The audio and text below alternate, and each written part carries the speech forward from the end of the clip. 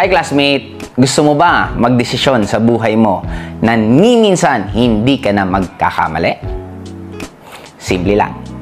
Tanungin mo yung kakilala mong babae. Sigurado ako tama lahat ng sasabihin. Joke lang. Seriously speaking. Okay, seryoso na po ako.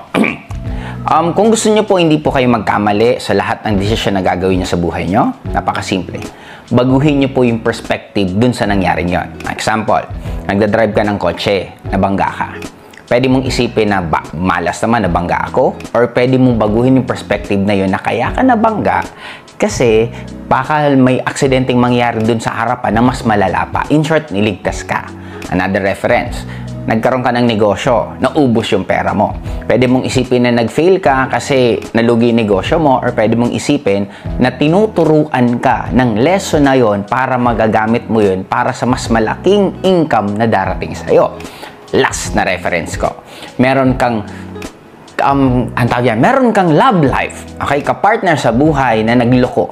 Pwede mong isipin na nasaktan ka, failure ka kasi niloko ka, or pwedeng palit mo yung perspective, kaya siya mawawala kasi may darating na taong bago na mas aakma sa gusto mo at yun na talaga ang makakatuluyan mo habang buhay. Kaya in short, classmate, nasa sa atin lang po pala ang susi ng ikakasaya ng buhay natin. Kaya ano pang inaantay mo? Simula ngayon, baguhin mo lahat ang perspective ng nangyayari sa buhay mo na ikakaganda mo dapat yan at ikakasaya mo.